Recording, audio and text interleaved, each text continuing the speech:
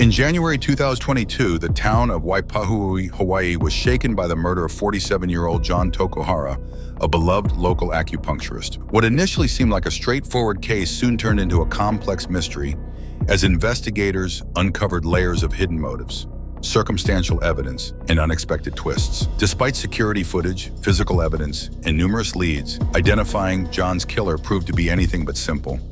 Today, we're diving into a lesser-known but fascinating case from Hawaii, one that kept investigators and the public questioning what really happened. Let's take a closer look at the evidence, theories, and motives behind the tragic murder of Jon Tokuhara.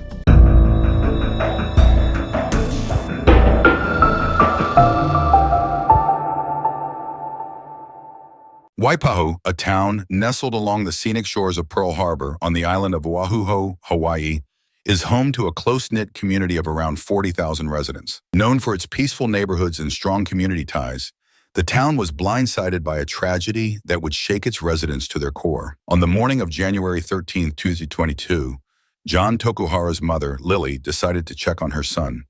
The previous night, Jon had promised to stop by for a homemade dinner, but he never arrived. Concerned, she went to his acupuncture clinic, where she found her son's white Tacoma pickup parked outside. Entering through the back door, which was unlocked, Lily walked into a chilling scene. Lying on the floor, Jon was unresponsive, a pool of blood by his head, a devastating discovery no parent should have to endure. As investigators arrived, they found critical pieces of evidence in Jon's office that would later complicate the investigation. A single shell casing lay on the office floor, with two more eventually discovered, one under Jon's body and another behind a nearby refrigerator, all from a .22 caliber weapon. Jon had been shot 4 times in the head in what appeared to be a highly personal attack. Nearby, detectives also found approximately $4,000 in cash, untouched. The lack of interest in the money further suggested that this crime was not motivated by robbery. Adding to the mystery, police found a light-colored bucket hat abandoned near the clinic, likely left behind by the shooter. Despite this initial evidence, the case would prove far more complicated than anyone had expected, as every clue led to deeper questions about the motive, the killer, and what really happened that night. Jon Tokuhara was well-known and well-loved in the town of Waipahu, Hawaii. At 47, he had spent nearly 2 decades building a successful career as an acupuncturist and healthcare provider, dedicated to the well-being of his clients and his community. After earning a master's degree in Chinese medicine and acupuncture, he opened the Tokuhara Acupuncture and Healthcare Clinic, which quickly became a staple in Oahu. Jon had helped countless clients over the years, treating a range of ailments with care, empathy, and a dedication to holistic healing. Outside of work, Jon had a vibrant personality and a love for Hawaii's natural beauty. An avid surfer, paddler, and fisherman, he spent much of his free time by the ocean. His connection to the community ran deep. Friends, family, and clients spoke of him warmly, remembering his kindness, humor, and generosity. He was particularly close to his mother, Lily, and was a beloved uncle to his sister's children, who adored him. Jon's murder sent shockwaves through the community. Friends and family members struggled to comprehend how someone with so much to give and who was so deeply connected to the people around him could fall victim to such a brutal crime. His passing became a rallying point for the community, with residents coming together to mourn, share memories, and honor Jon's legacy.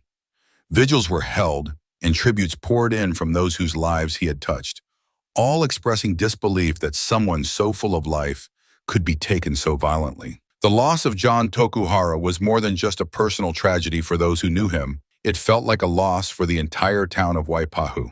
His murder brought his community together in grief and solidarity as friends, family, and clients joined in their shared commitment to seeking justice for a man who had dedicated his life to helping others. As investigators began piecing together what led to Jon Tokuhara's murder, they focused on building a timeline of his final hours. Reviewing his phone records and last known activities, they discovered that Jon had last communicated with his mother, Lily, around 6 p.m. the previous evening. He had sent her a quick message confirming he'd come by for dinner, a promise he tragically never kept. After that text, Jon's phone remained inactive, suggesting that whatever happened occurred shortly afterward. Investigators then turned to surveillance footage from nearby businesses. Just minutes before 6 p.m. on January 12th, a white 4-door Silverado pickup truck with Hawaiian plates was seen making several quick turns around the area near John's clinic. Eventually, the truck stopped, and a figure stepped out and walked toward the clinic's back entrance. The individual was heavily disguised, wearing a light-colored bucket hat, dark sunglasses, and multiple scarves, and carried a brown shopping bag. Security footage captured the person entering John's clinic at around 6:16 p.m., almost exactly when John's phone went silent. Only 48 seconds later, the same figure exited the clinic, leaving no other recorded activity at the clinic until Lily's arrival the following morning. The white Silverado was the investigators' first tangible lead, but its identification proved challenging.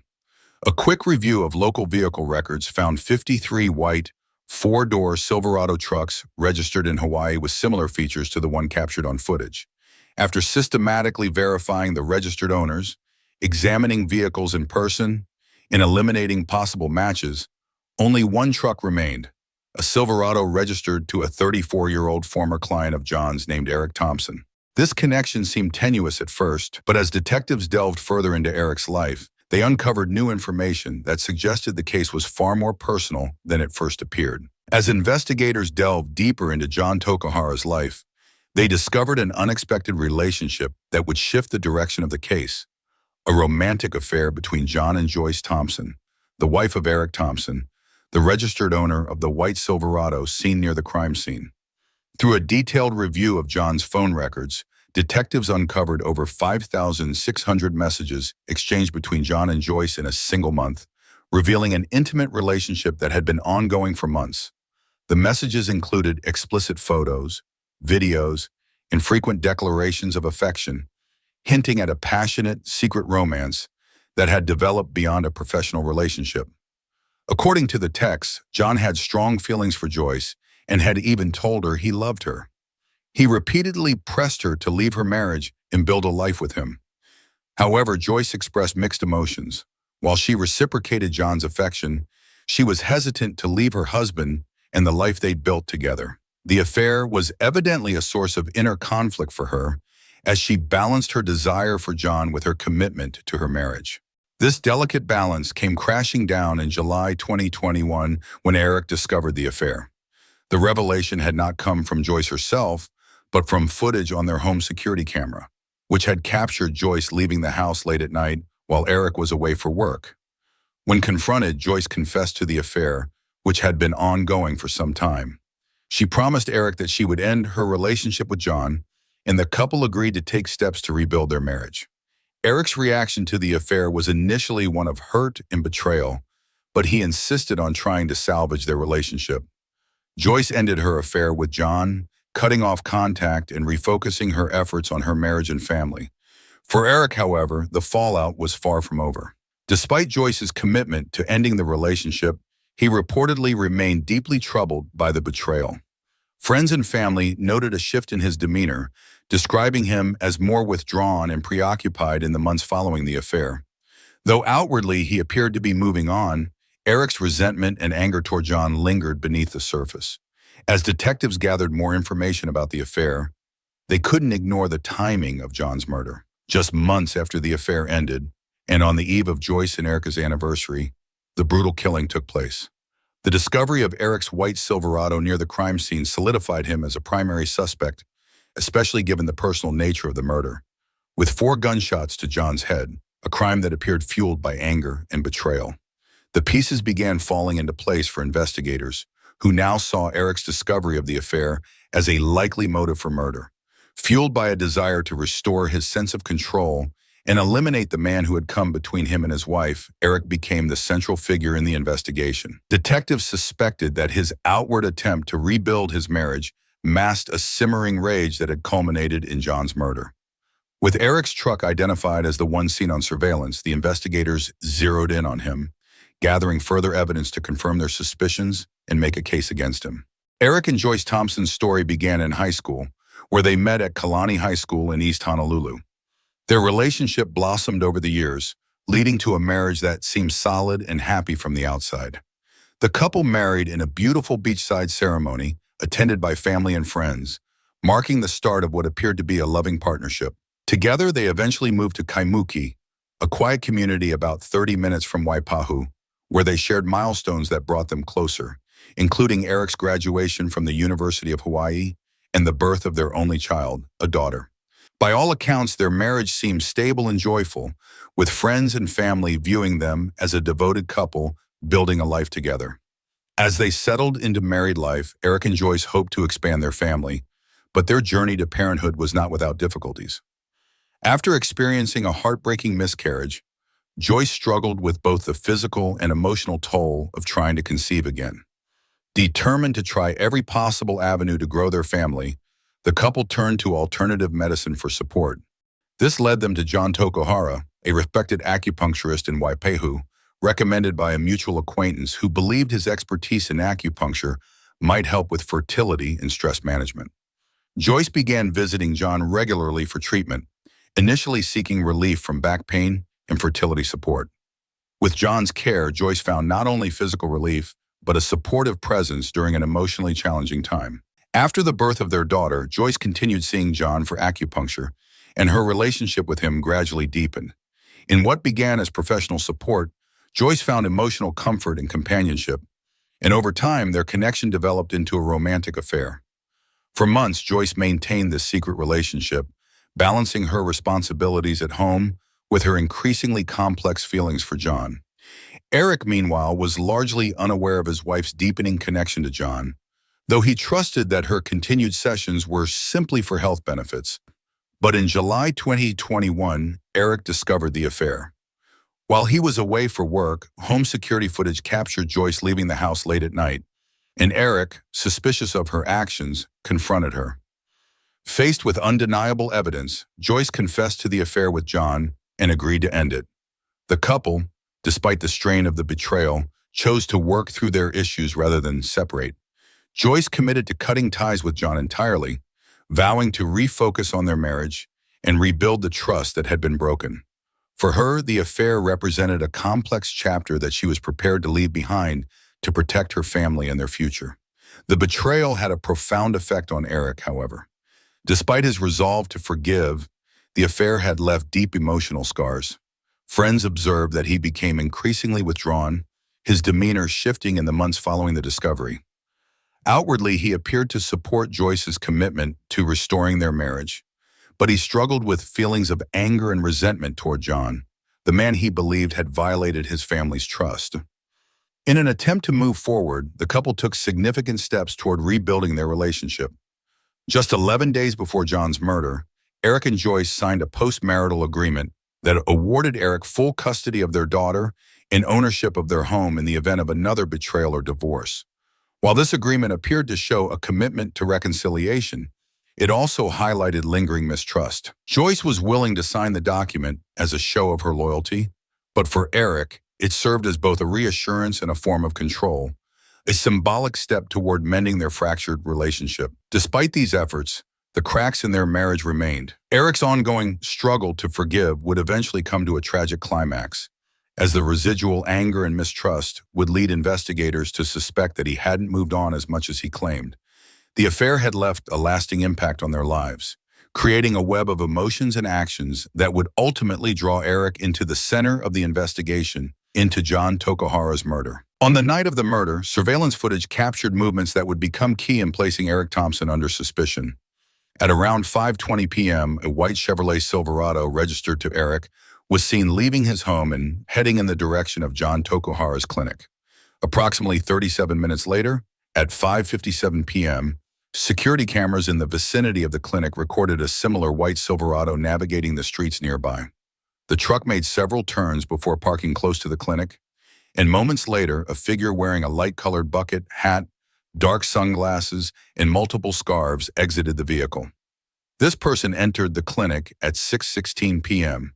and left just 48 seconds later, hurrying back in the direction of the truck. The vehicle then left the area, aligning almost exactly with the suspected time of the murder. Later that evening, additional footage showed Eric's truck pulling back into his driveway around 6:47 p.m. Roughly an hour after he returned home, a faint glow from a fire in Eric's backyard was captured by a neighbor's security camera, lasting for about 5 minutes. When investigators arrived, they found burn marks on a bucket and wheelbarrow in the backyard, suggesting something had recently been burned. Though Eric claimed he often used tiki torches in the backyard, the brief intensity and timing of this fire raised suspicions that it could have been used to destroy potential evidence from the crime scene.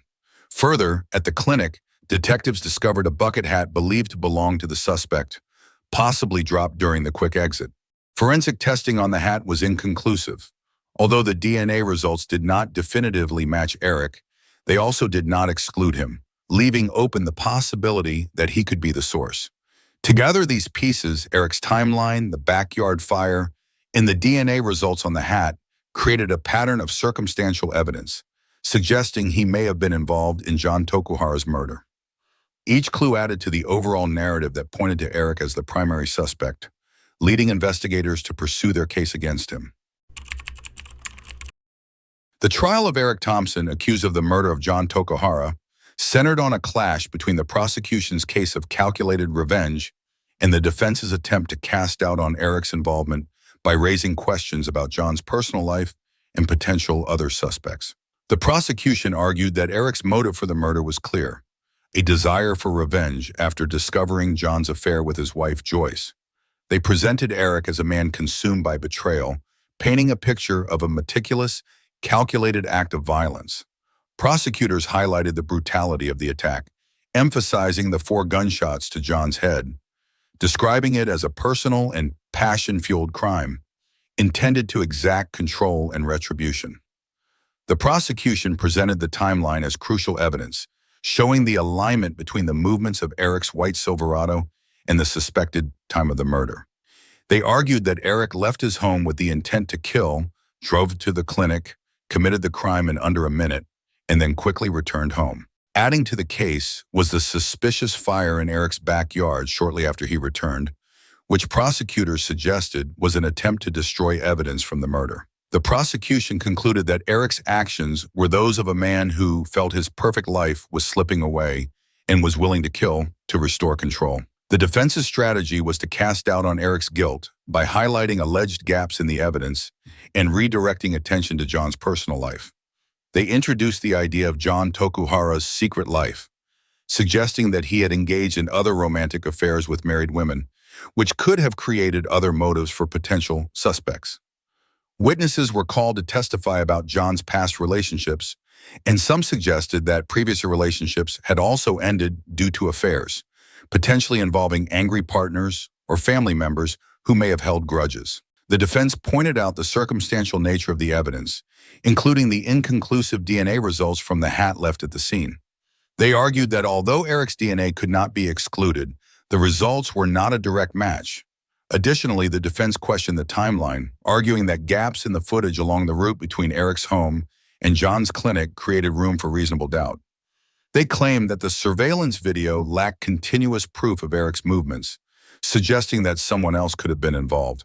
When Eric took the stand, he firmly denied all accusations against him, offering explanations for his movements on the night of the murder. He acknowledged the strain the affair had placed on his marriage and expressed disappointment and hurt over the betrayal, but he claimed he had committed to working through it with Joyce. Eric explained the presence of his truck on the road that night by saying he had gone to a nearby dump to dispose of construction debris, a trip that coincided with the approximate time the Silverado was seen in the clinic area. He also explained the brief glow from his backyard as light from tiki torches he often used in the evening, denying any efforts to destroy evidence. When questioned about the hat and the DNA findings, Eric reiterated that the evidence was not conclusive, and he insisted he had not been at Jon's clinic that night. He addressed the intense pressure he felt over the course of the investigation and claimed that his home security records, not presented in court, would further verify his movements. Throughout his testimony, Eric maintained his innocence, arguing that while the affair had deeply affected him, he had taken steps to reconcile with Joyce and was focused on moving forward with his family. He asserted that he had no motive to harm Jon and that the prosecution's case was built on assumptions and incomplete evidence.